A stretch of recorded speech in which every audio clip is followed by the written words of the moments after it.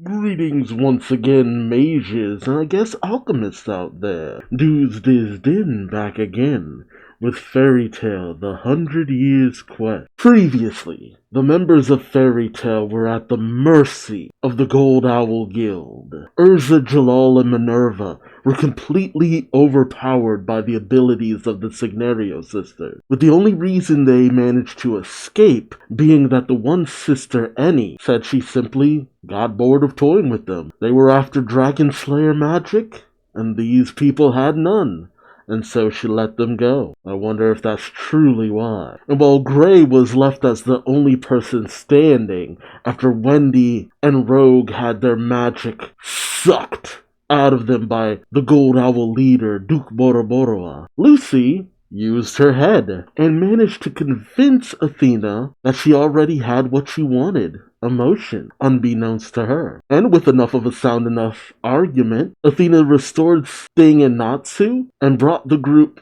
to the Gold Owl Guild Hall to try and convince Duke Boroboroa that the mission was complete. Athena has emotion, and this angered and saddened Duke Boroboroa, with his believing that Athena was a failure, with him suddenly piercing through her stomach with his hand, which, ain't really great because we kinda needed her. So it's obvious that Duke Boroboro was lying to Athena. But why? And to have attacked her, to, destroy her, after 100 years of trying to perfect her, as it were? There has to be more to this than him simply no longer wanting her, just like Andy just dropping Woody saying, I don't want to play with you anymore. Bye, Woody. So what is the true goal of Duke Boroboro? Aside from, obtaining the dragon gods and bringing them to heel under his control. Join me as I find out, won't you? Alright, Fairy Tale 100 Years Quest, Chapter 136. God Pest. Oh god.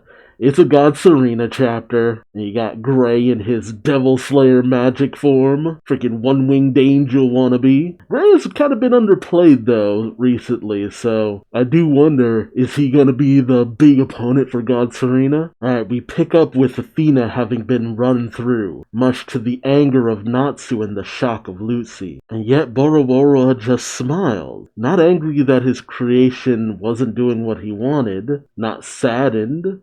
Almost seems like he's jovial. And so Athena drops to the ground. Obviously heavily damaged, she still tries to get out some words. Why? Sting, Yukino, Gray, Wendy, Carla, they all look on in shock and disbelief. The one person who isn't flabbergasted, it's Natsu, as he goes running in on Duke Boroboro, lighting up his fist with magical energy. Ooh, only to be blocked by God Serena. Effortlessly blocked too. Man, Natsu and God Serena throwing down.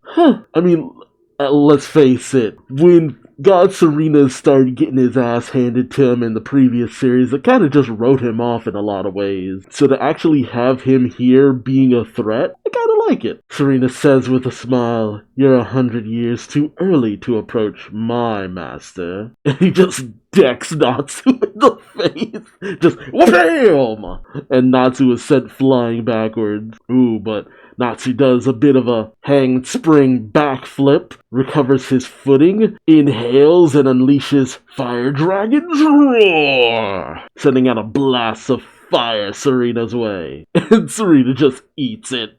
Just and as he gulps it down, Serena smiles, saying, like elemental magic would work on the 8-dragon Slayer. Ooh, Serena then unleashes Sea King Dragon's encircling deluge, which submerges Natsu, Sting, and Gray. Although, with a giant torrent of water indoors, of course it would get some of the others.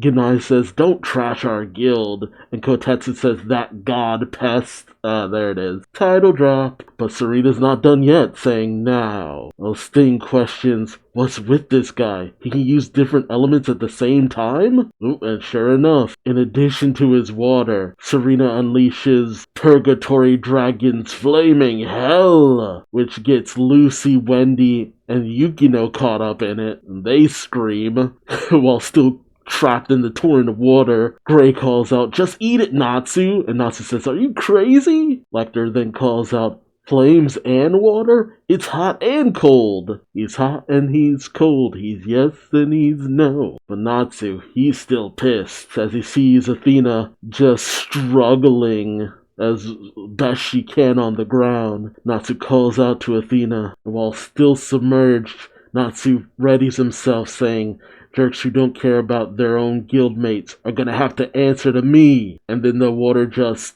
evaporates.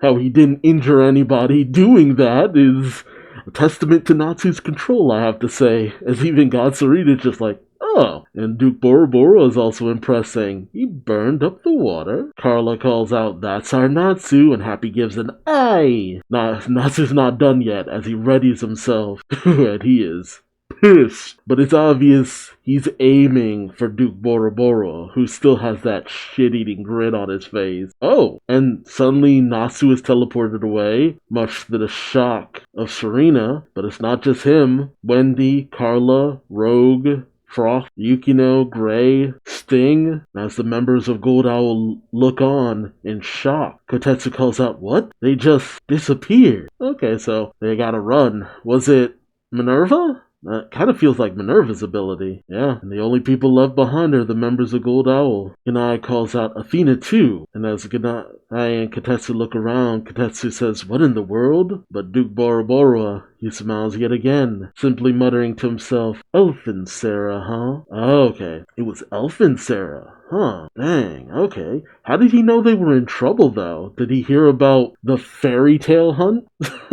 We then have, since Natsu was mid-punch, he ends up punching Sting in the face, as everyone finds themselves in a very familiar place. Poor Sting, he didn't deserve that. Natsu looks around, puzzled, still fist firmly planted in Sting's face. Yukino questions where, and Lucy notes, "Magia Dragon," and sure enough, there's the old man saying, "I transported you." And Natsu's in shock saying, "You can do that sort of magic, Gramps?" I mean, look, he's old enough, he should have a few tricks. Well, Sting's kind of mad saying, "Hey, you screwed up, learn from the princess."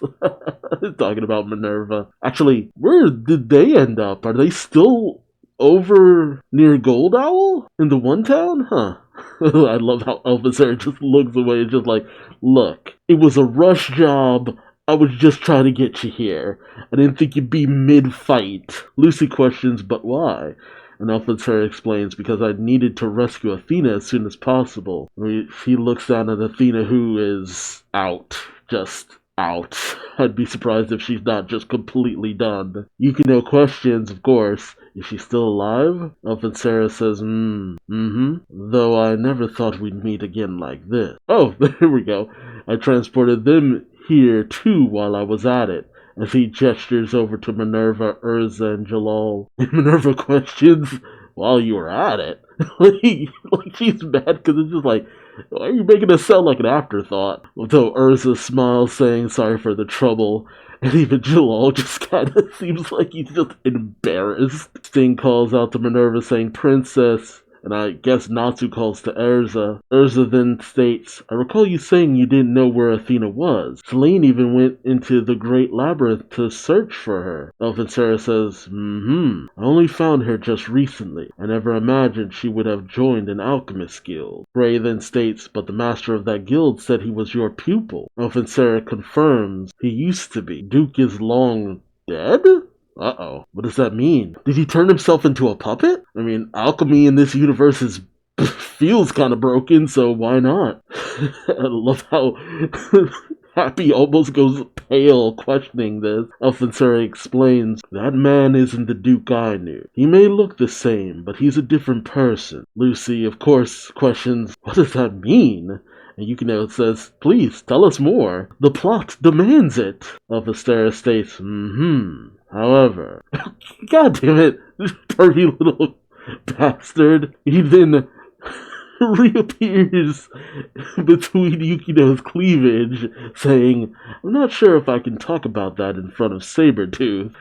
And of course, Yukino shrieks, and then Sting forces his hand down Yukino's dress, saying, "Well, you little, what do you think you're burrowing into?" And Yukino calls out for Sting, pretty much telling him, hey, cut it out. And Gray says, "I could ask you the same." Lecter says, "Please don't pay us any mind." "Yes." And Frost says, "Fro, don't mind Fro." Alpha Sarah then reappears on one of the columns saying, "No. This is secret information about the 100 Years quest. I can only speak about it to members of the guild that accepted the quest." I mean, wouldn't the request also be at Sabretooth? I mean, I can't imagine he'd only have given the request to one guild, and depending on who completes the task, they get the reward, right? Gray questions, "This isn't related to the quest though, is it? We want to know about you and Duke and Athena too." But Gray walks off saying, "Not interested, I'll pass." And as Lucy exasperatedly calls out to Natsu, "Nah, Natsu, she's pissed." He cracks his knuckles saying, "Tell me when you're done talking. I'm getting ready to go punch him," much to the stunned silence of everyone else. Alpha Sarah then says, "Very well. Over a century ago, before the first wizard guild was formed, I had a pupil named Duke. He was an extremely talented young man, but he abandoned the path of magic out of fear of the witch hunts that were happening at the time and left my side. In time, the first Wizard Guild was born, and became an organization that protected people from the witch hunt. Then the 5 dragon gods appeared, and our fight began. And when we were struggling to devise an effective strategy, I visited my former pupil, Duke. He had found success as an alchemist, and had just founded Gold Owl at that time. I asked him to create a weapon that could oppose the 5 dragon gods, and he accepted that request from his former master with pleasure, and thus Athena was born. When we see Athena, and Alpha is taken back by her appearance, saying, I never imagined you'd give it a human form." But the Duke of the Past says, "Not a human form. Athena is human." I wonder what that means. She is human. So she was always human? There's also the question. When Athena was created, why did she just go off and out into the world, becoming the White Wizard? There's a lot of things that don't add up. And Athena seemed subservient to Boroborwa, but why would she have left him previously? Why would she think that she didn't have human emotion? There's too many holes in all of this that I still believe that Boroborwa has just been doing hard resets on Athena, basically breaking his toy just to rebuild her again and again. But then the question is, how many times has he done it? Because that's the thing. She went out into the world, formed a guild, became as notable as Zareth. No, almost as notable, but to have a form of recognition that is so close to Zareth. That was the thing about the original fairy tale series. We really built up to Zareth from the start. When we had, Lullaby? Dude, that is very far into the series. That isn't too far into the series. But the creations of Zareth, the demons, this, that, and the other, the attempts to resurrect Zareth, those who worship Zareth. Zareth was a constant through the series in a lot of ways. And ever since the 100-Year Quest started, to a lesser extent, we've been hearing about the White Wizard, the whiteout powers, this, that, and the other. There's no way anything we've heard about anything involving her is as simple as it's been made out to seem. Then again, Zareth was apparently just wandering the world for years and years on end, with nobody ever actually realizing that he was just out there. So who knows? I don't know. I'm really ready for this story, because with everything we've heard about Athena, essentially, it's just I don't know. Not to mention, I guess she's gonna be our ally in terms of fighting the dragon gods, hopefully. I couldn't imagine after all this time she just is taken down and that's it. But let me know your thoughts in the comment section below. What do you think it was that changed Duke Boroboroa so much? What do you think about my thoughts of there being just strange gaps in terms of Athena's history? And what are your thoughts and theories in general? Let me know in the comments, but also remember to like, comment, subscribe if you enjoyed the ride. And until next time, I've been Duuz-Diz-Din. Thanks for watching, and I hope to see you in the next one. Take care. Bye-bye.